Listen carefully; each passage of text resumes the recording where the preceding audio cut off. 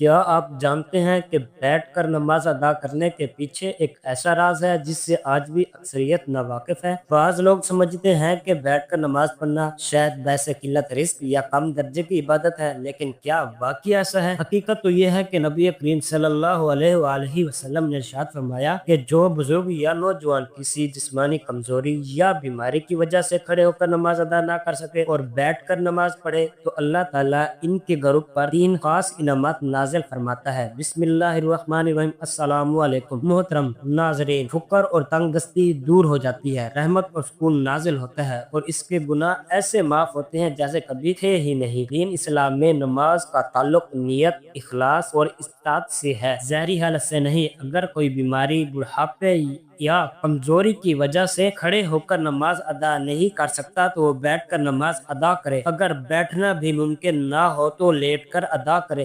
نبی کریم صلی اللہ علیہ وآلہ وسلم نے آخری عمر میں اکثر بیٹھ کر نماز ادا فرمائی اور صحابہ اکرام رضی اللہ عنہ نے بھی اس پر عمل کیا۔ حضرت عمران بن حسین رضی اللہ عنہ نے بیماری کی حالت میں نبی کریم صلی اللہ علیہ وآلہ وسلم سے پوچھا، کیا نماز کیسے پڑھے؟ تو فرمایا، کھڑے ہو کر پڑھو، اگر نہ ہو سکے تو بیٹھ کر، اگر یہ بھی ممکن نہ ہو تو پہلو کے بل لیٹ کر پڑھو۔ اس سے معلوم ہوتا ہے کہ شریعت نے بندے کی حالت کے مطابق آسانی دی ہے۔ بیٹھ کر نماز پڑھنے والا شخص کا دل اگر اللہ کی طرف جھکا ہو تو اس کی نماز اللہ کے ہاں بلند مقام رکھتی ہے۔ بعض اوقات کھڑے ہو کر پڑھنے والے سے بھی زیادہ نفل نمازیں تو تندرست انسان بھی بیٹھ کر پڑھ سکتا ہے، اگرچہ کھڑے ہو کر پڑھنے میں زیادہ اجر ہے، لیکن فرض نماز صرف اسی وقت بیٹھ کر پڑھی جا سکتی ہے جب کھڑا ہونا واقعی مشکل ہو۔ کرسی پر نماز پڑھنے کی بھی اجازت ہے، بشرط سجدہ اشارے سے کیا جائے اور سجدے میں رکوع سے زیادہ جھکا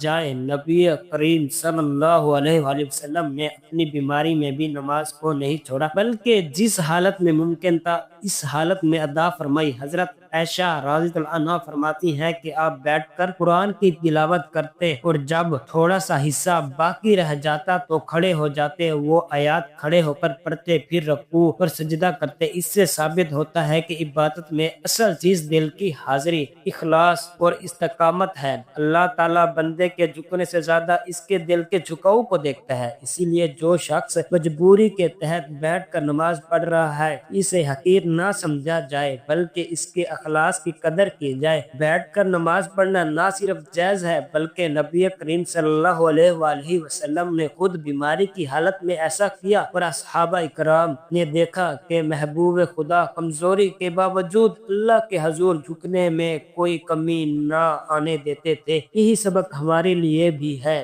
اگر ہم اخلاص کے ساتھ نماز ادا کریں تو اللہ کی رحمت ہماری کمزوریوں کو طاقت میں بدل دیتی ہے۔ اللہ ہمیں ہر حال میں نماز قائم رکھنے کی توفیق دے، چاہے کھڑے ہو کر، بیٹھ کر یا لیٹ کر، مگر نماز کا رشتہ نہ ٹوٹے۔ یہ اللہ ہمیں ہر حال میں نماز کی حفاظت کرنے والا بنائے، ہمیں اخلاص عطا فرمائے، بیماری، کمزوری یا کسی مجبوری میں بھی اپنے در سے غافل نہ ہونے دے۔ اے رب کریم، ہمارے دلوں کو اپنے نور سے منور فرما، ہمیں عمل کی توفیق دے، ہماری عبادات کو اپنی بارگاہ میں قبول فرما، صحت، عافیت، ہدایت اور نماز سے سچی محبت عطا فرما، آمین یا رب العالمین۔